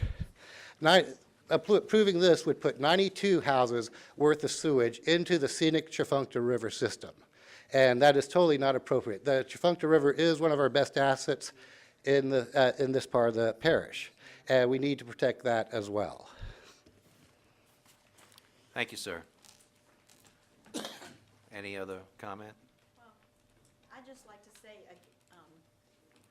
to say again that, you know, to follow what the zoning board suggested. I mean, they're there for a reason. They listened to us in depth. I haven't said hardly anything what was said at the town hall meeting or any of the other items.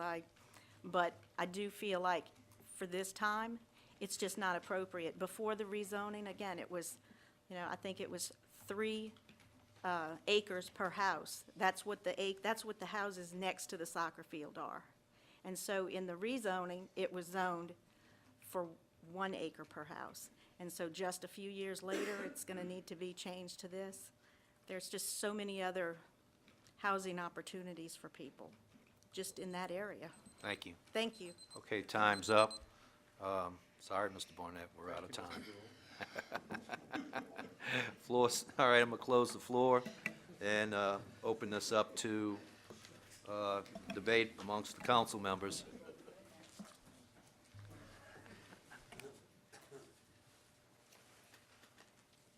All right, anybody with their lights? No one with their lights? Mr. Thompson? Mr. Barnett, I'd like if you come forward, I'll let you speak. Of course, I have a question for you. You have a question Yeah, I for got a him. question Thank for you. him. My question is, Fire District 12 is getting 1 acre. Yes, sir, that's what we had, we've drawn into the plans with Mr. Morone and Mr. Simpson. Okay, what's your long-range plans there? To build a station there, which would obviously assist. Timeline. We have nothing within about a 5-mile radius. This would be critical to the area. It would assist everybody from Lake Ramsey to the entire environment. It would help with insurance premiums. And also, on a selfish level, since I've had kids that have played soccer at the fields there, sometimes there are injuries, and to have there are thousands of kids that go through there on any given weekend, and to have somebody within a couple of hundred yards would be certainly an asset. My kids will be gone by then, when the station will be built in about 2 years. Okay. Maybe, that's right, Kim, maybe I'll have, we'll talk to Lisa, maybe I'll have another one. You think, you just think they leave. But this would be critical to the area, and the station is ready to be built, we're ready to roll, and it's in the plans. Okay. And we'll still service Lake Ramsey for Mr. Euler. Thank you, Red, is that what you need? That's all I had for you, yeah. Thank you, Mr. Gould. You're welcome. Paul, I think there was a few problems with, or concerns about Covenant Vincent Airport, the people that use that. Have you worked those issues out? Yes, sir, Mr. Thompson. Mr. Simpson met with the representatives of the airport and heard their concerns. Some of those members are here today or this evening. We have addressed their concerns. We've provided them with written details of what we will do with regards to fencing on their site and some other issues, and they are satisfied with those accommodations. Okay. Okay. All right. Anybody else got anything? I just got one question. Mr. Marone, obviously, this would require a central sewer system. Do you know which company is going to be providing the service? It is our intent that St. Tammany Parish, Tammany Utilities would provide that service. Okay. That we would construct the facilities, and then they would be donated to the parish for their ownership and maintenance moving forward. Red, as you know, we're under a lot of pressure to reduce pollution. I can tell you, speaking from experience and having lived in a subdivision was 3 acres apiece, many of my neighbors' systems weren't working, and those ditches could get pretty foul during the summertime. So from that standpoint, I think that's a plus. But be it as it may. Mr. Bender, you had something? Yes, sir, thank you. Just 2 quick questions. Mr. Marone, I want to make sure that I wrote this down correctly. You said they would be half-acre sites approximately.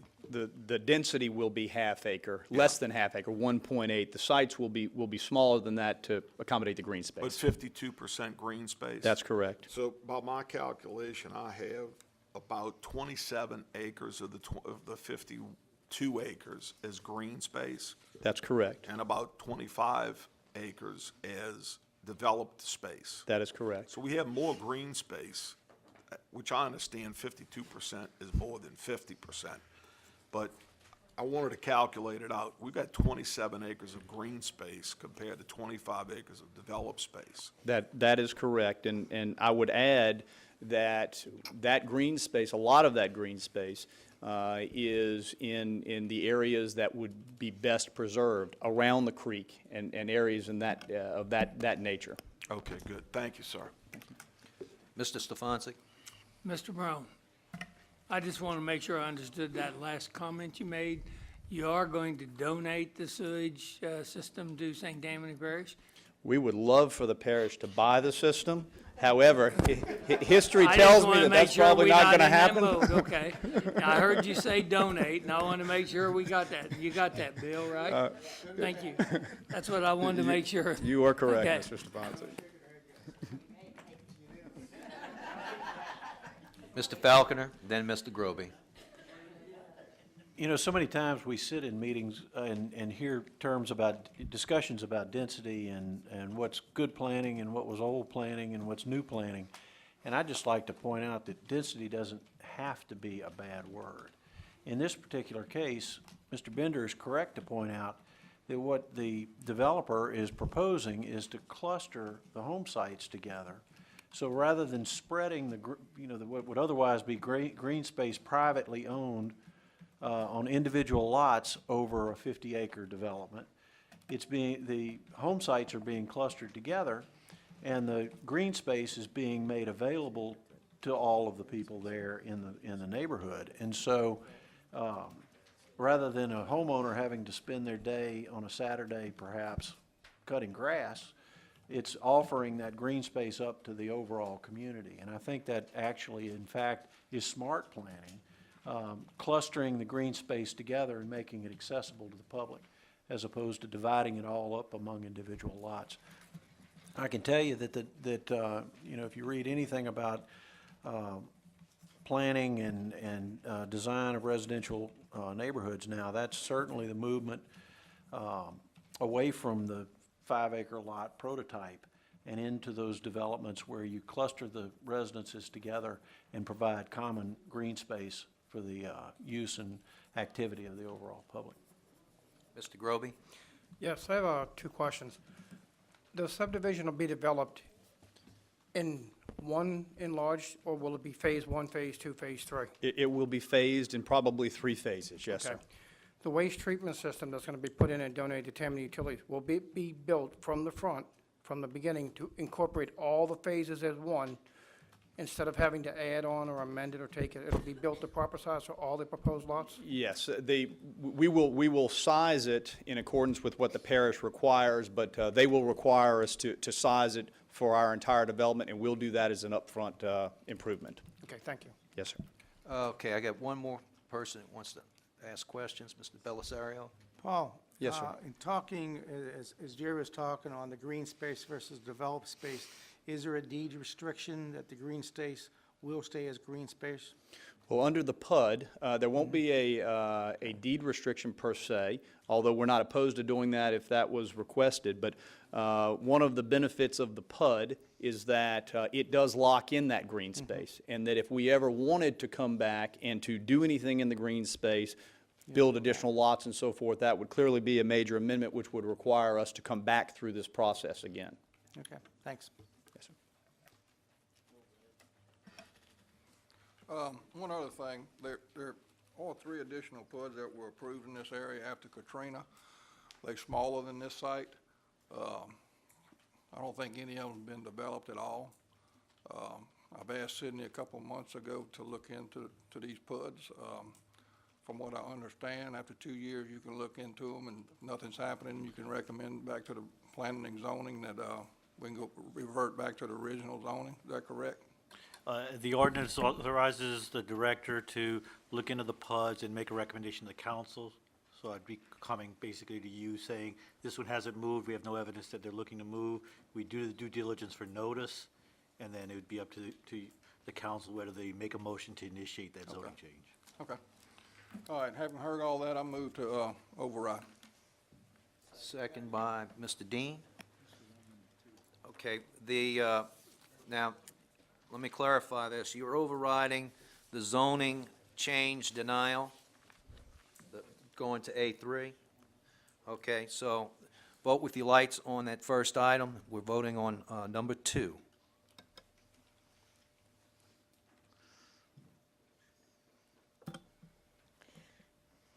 Motion is unanimous, no one absent. Okay, we need a resolution. That's right, I'm sorry, you need to introduce an ordinance for that. So moved, second by Mr. Sharp. All right, the next vote is on the PUD. Need a motion? I move to override. Second by Mr. Falconer. All right, vote with your lights.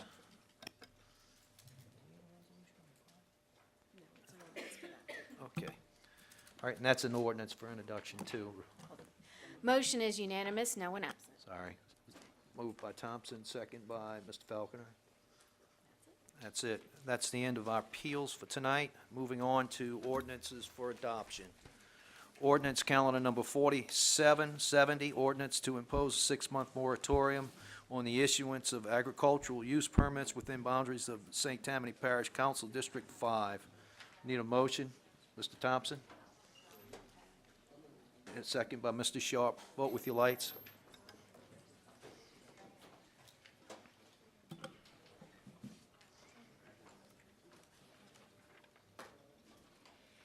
Motion is unanimous, no one absent. Okay.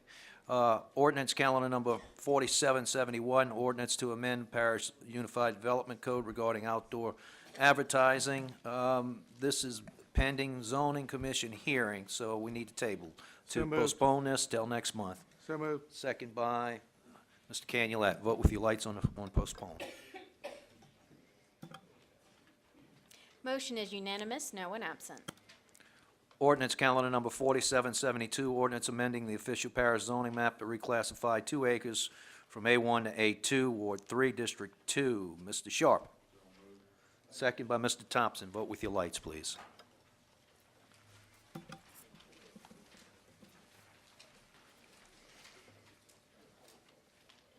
Motion is unanimous, no one absent. Ordinance calendar number 4773, ordinance amending the official parish zoning map to reclassify 1.088 acres from A2 to A2 and a mobile home overlay, Ward 1, District 1. Mr. Dean.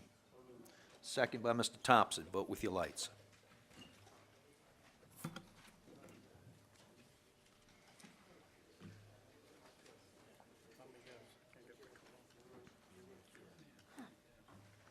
Okay. Up there it went. Mr. Bender? Yes.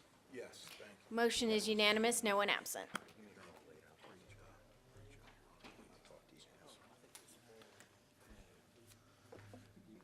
Ordinance calendar number 4774, ordinance amending the official parish zoning map to reclassify 15,900 square feet from NC4 to A2, Ward 3, District 2. Mr. Sharp? Second by Mr. Thompson. Vote with your lights, please.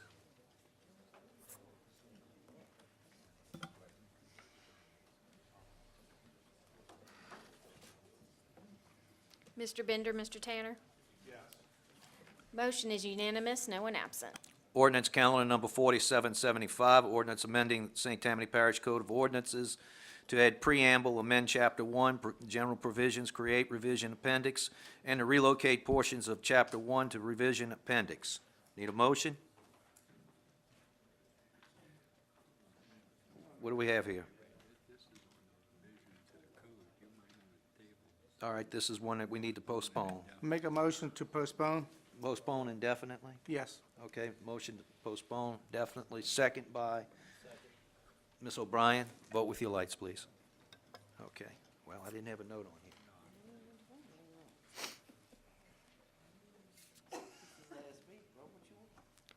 on here. Motion is unanimous, 2 absent. All right, ordinance calendar number 4777, ordinance to authorize parish president to purchase or otherwise acquire certain parcels, rights-of-way, and/or servitudes for Bayou Castine and Bayou Cane Drainage Management Area Project. Need a motion? By Mr. Groby, second by Mr. Stefancic. Ms. Brister, do you have any comments on this particular project? No, this is No, pretty Other significant. than what we talked about at introduction, it's still. Okay. Going forward, we're on time on it, so. Okay, good.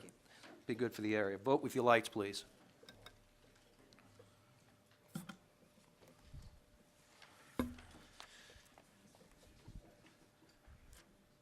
Motion is unanimous, 2 absent. All right, ordinance calendar number 4778, ordinance to revoke a portion of Ada Street located between lots 8 and 9, Barbara Place subdivision, West Covington, Ward 1, District 3. Mr. Thompson? Second by Mr. Tanner. Vote with your lights.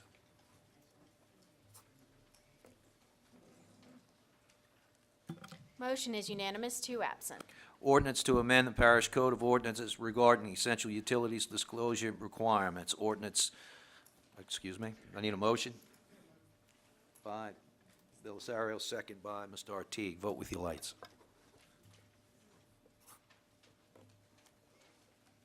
Motion is unanimous, 2 absent. Ordinance calendar number 4780, ordinance to correct the road and drainage inventory to include Short Street lateral and Alexandra Street lateral. This is in wards 2, 3, districts 2 and 3. Motion by Mr. Sharp, second by Mr. Thompson. Vote with your lights. Motion is unanimous, 2 absent. All right, ordinance calendar number 4781, ordinance to amend the 2012 operating budget, amendment number 4. So moved. Moved by Mr. Belisario, second by Mr. Stefancic. Vote with your lights, please. Motion is unanimous, 2 absent. Ordinance calendar number 4782, ordinance to amend Parish Code of Ordinances regarding compression engine brakes. Mr. Thompson, second by Mr. Tanner. Vote with your lights, please. It's a Jake brake. You ever hear those big tractor trailers when they drop that compression? Sounds like an explosion. Need a couple more people to get their votes in, please. Mr. Falconer? Oh, excuse me, he's not here. All right. Motion is unanimous, 2 absent. All right, very good. All right, under nominations. Okay, item number 1, nominate 3 members to appoint the Board of Commissioners of St. Tammany Rec District number 16. Mr. Smith? Yes, we making some progress with this, but we're not ready at this time to make any appointments, so we can move to table. Okay, we're going to move to postpone till the next meeting. Second by Mr. Canulet. Vote with your lights. Motion is unanimous, 2 absent. All right, number 2, nominate 6 members to reappoint to the St. Tammany Parish Library Board of Control. Let's see, all terms have expired. I have recommendations. Mr. Danjean, Mr. Morgan, Ms. Barbara Morgan, Sylvia Muller, Rebecca Taylor, David Stefferud, and Mary Renault. Mr. Bellicero, you have this on item. Yes, I'm the one that brought it forth, and I believe the staff has got a sheet, so we can select 6, because that's all we can have is 6. Well, Mr. Bellisario, this is a parish-wide board. Typical practice would be to nominate at one meeting and have it lay over to the following for actual appointment. But if the council does choose to suspend the rules, it can appoint tonight following the nominations. Just let it roll to next month. Okay, so you need to nominate these people. All right. I make a motion to nominate the 7 names, John Danjean, Dr. Arthur Morgan, Barbara Morgan, et cetera. Okay, it's second by Mr. Thompson, by Mr. Stefancic. Any other people to be nominated? Okay, this will lay over until next month. All right, next item is nominate 12 members to reappoint to the Community Action Agency Advisory Board. Recommendations is Louis Fitzmaurice, Peter Galvin, Terry Gage, William Stadler, Carol Giglio, Keith Green, Kathleen Bacon, Nueda Javri. Javri, is that correct? Javri, yes. Javri, okay, and Kimberly Hamilton. Mr. Bellisario, you had this item? Yes, I was requested by Community Action to do so. We need to really appoint 12, as it's shown here, but we have 3 openings. I have to work with John Tobin and the staff to find 3 more people. We'll bring them next month. But I think we need to move forward with this because there are certain people who have resigned. So we will make sure we have a sufficient quantity of people for the next meeting that's coming up next week. Ms. Pat has appointed myself, Maureen O'Brien, and Richie Ortega, who's sitting over there, as her 3 appointees. So I'd like to move forward with this and move forward tonight. All right, you need to suspend the rules and adopt. Okay. So you nominated these people? Nominate them. Okay. Mr. Chairman, Yes, sir. did we talk to Louis Fitzmaurice? Staying on this thing? Yes. I believe he's also, he has spoken to me, the staff, and I believe Ms. Brister, that he wants to do this. He's been on the Community Action Advisory Board for at least 3 meetings prior to March of this year, because I've been on the Community Action Board now for about 3 years. And That's fine, I just didn't know whether he had time to, was gonna have time to do that. he wants to stay on. Good. Good. All right, we have a nomination. We've got a request to suspend the rules and adopt. We need to vote on that. Second by Mr. Canulet. Vote with your lights.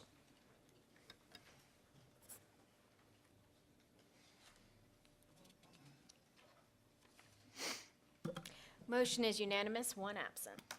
All right, and item number 4 is nominate members to the Parish Communications District number 1. I asked to put this item on the agenda in a different form. What I'm going to ask the council to do, We had agreed previously at our retreat that we were going to leave the commission in place until after we got our fire study. But what I would like to do, because of some issues that have come up, is to nominate and appoint Mr. Belisario to replace, what is it, Jimmy Laurent? And I would ask everyone to refrain from any other appointments. So do I have a motion on that? Mr. Stefanczyk? Yeah, I have a motion on that, but I want to make another comment. Yes, sir. We really need the categories that we've got to put these people on there, because there's categories. He would that- be under parish authority. I know he will be, but I mean, when we look, we need to make certain that when we start looking at nominations, that we follow the rules that are there. Absolutely. For the fire departments, for the police departments, for all the Right. things that have to be there. So I would like to see that on the agenda as we break down, and because they really need, we don't need to just put 5 people or 6 people and try to get the people that got the highest amount of votes. They got to be in there representing a specific area. So- I clearly Okay. understand that, and as Okay. I stated in the beginning, it didn't go down on the agenda as I Yeah, I would as nominate requested. Gene Belisario. Okay, second by Mr. Canulet. This has got to lay over since it's parish-wide. You want to suspend the rules and I would adopt? move to suspend the rules and adopt. All right, vote with your lights. No, suspend the rules and adopt. Yeah, they nominate him and ask to suspend the rules and adopt. It's all one motion. Motion is unanimous, one absent. Thank you. Okay, let's see. Next item is nominate Thomas J. Smith Jr. to replace Don Spiegel. Term has expired, moved out of the parish to the St. Tammany Parish Tourism and Convention Commission. Reappoint Danny Schaus, term had expired, and designate Pablo Melendez as the commissioner member of the St. Tammany Hotel Motel Association, Louisiana Hotel and Lodging Association. I need a motion. So moved. And you want to suspend the rules and adopt? Okay, vote with your lights. Yeah.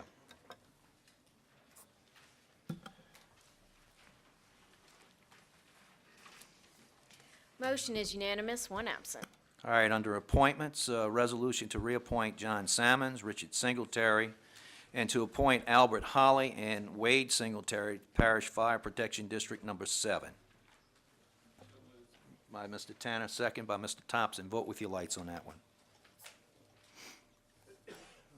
Motion is unanimous, one absent. All right, resolution to appoint Thomas D. Chance Wood, Philip P. Moore, Bradley Crump, and to appoint Kema Miners to the Parish Rec District Number 2. Mr. Tanner? So moved. Second by Mr. Thompson. Vote with your lights.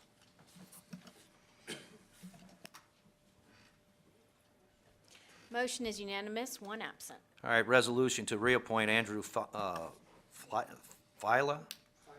Fiala, okay. Floyd Trishner, Peter Finger Parish Recreation, District Number 5, Mr. Tanner. So moved. Second by Mr. Sharp. Vote with your lights. Fiala? I don't know. Motion is Fiala? unanimous, one absent. Resolution to reappoint John C. Bennett, Sharon Roy, George Pope, Brian Friesen, Greg Crawford, and appoint Earl Graves to the Parish Rec District Number 7. So Mr. moved. Tanner. Second, okay, vote with your lights. You can tell Mr. Tanner's district's very large.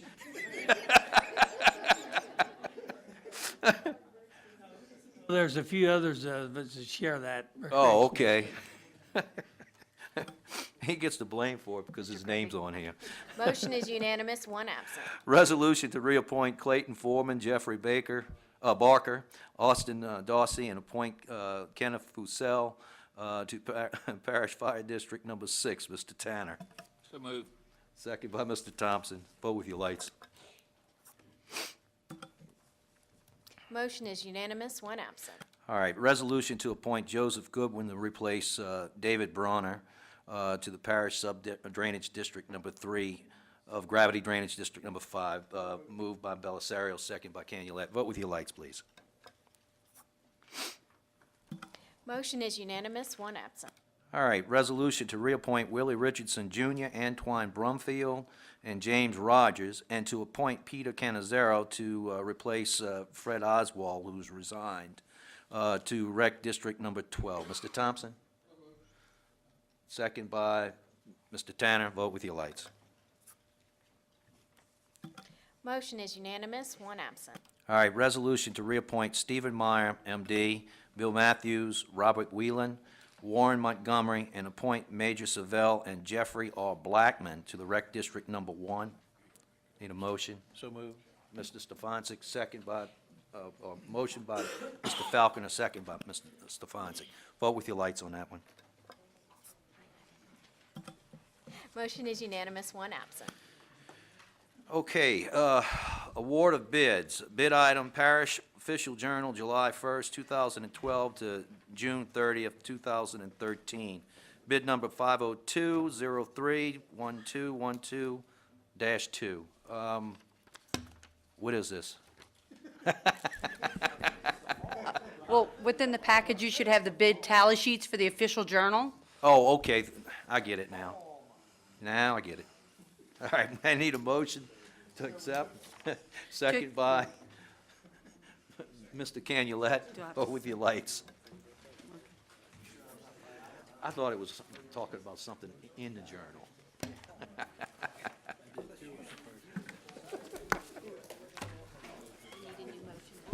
Yeah.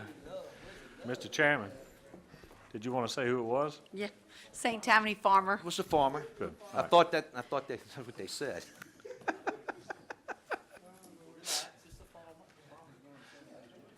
Yeah. No.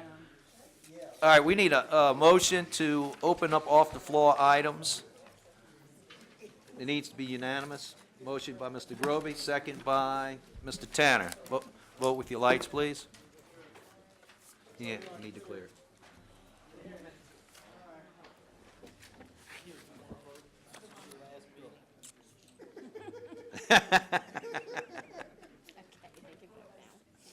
Vote with your lights. Watch this. Watch this. Do you want me to say motion fails? Yeah. Motion fails, 12 yeas, 1 nay, 1 absent. I hit the wrong button. With the correction by Mr. Gould, motion is unanimous, 1 absent. Well, we're just trying to prolong, Neil. That's all. Yeah. Resolution approving the issuance of not exceeding 2.1 million of limited tax certificates, Series 2012 of Parish Recreation District Number 11. Mr. Tanner. Oh, excuse me. Yes, sir. Okay, so, Mr. Tanner?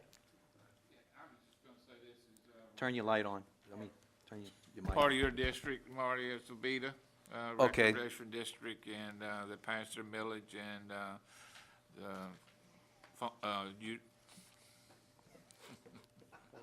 Foley Udell is here, and so is Mr. Lopez, who is the president of that, Recreation District. Look forward to seeing that gym built. Okay. Thank you, Mr. Chairman. I'm Jason Akers with Foley and Udell, your bond counsel and bond counsel to Recreation District Number 11. This really should be familiar to many of you who've served on the council for a number of years. You are simply approving a bond issue from one of your parochial districts that's required by the State Bond Commission pursuant to Article 6, Section 15 of the state constitution. As I mentioned Wednesday during your agenda session, this is an existing tax that is currently on the books. The bonds do not go longer than the tax is to be levied. And secondly, and very importantly for you, this in no way, shape, or form obligates the parish or the parish council to make the payments on these bonds. This is an obligation of Recreation District Number 11, and it will remain an obligation of them. If you have any questions about the project itself, as Mr. Tanner said, Mr. Lopez is here and certainly can address those. Okay, vote, any questions?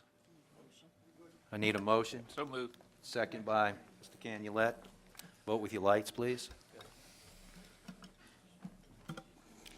Motion is unanimous, 1 absent. Thank you. Item number 3, motion to refer to the zoning commission for recommendation to proposed zoning of 73469 Highway 41, Fire Protection District Number 7 from A2 to Public Facilities 1. This is in Ward 6, District 6. Mr. Tanner. Thank you, Mr. Goode. This is Fire District Number 7, and this is where the fire station is. In the comprehensive rezoning, it was not rezoned to PF1, and they needed to be PF1 because they have an opportunity to get a telephone cell tower there. And I would so move that we refer this to the zoning commission. And second by Mr. Thompson. Vote with your lights on that, please.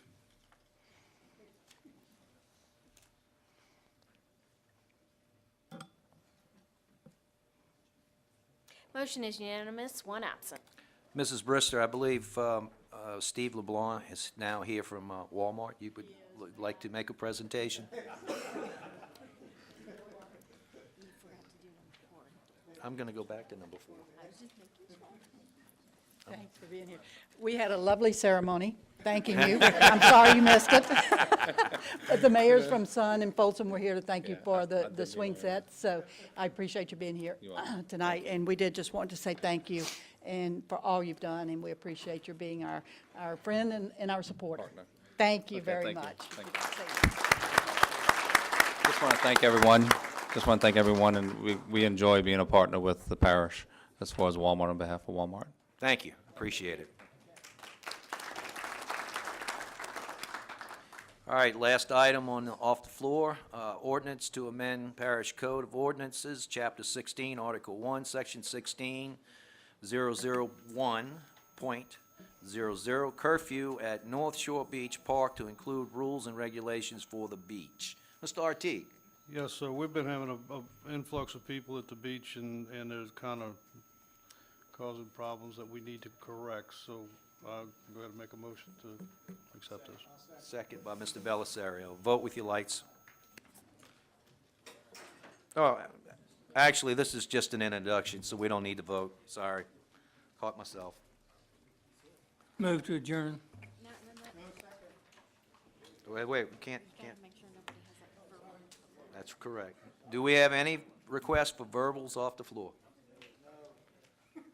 Okay, motion to adjourn, Mr. Stefanczyk, second by Mr.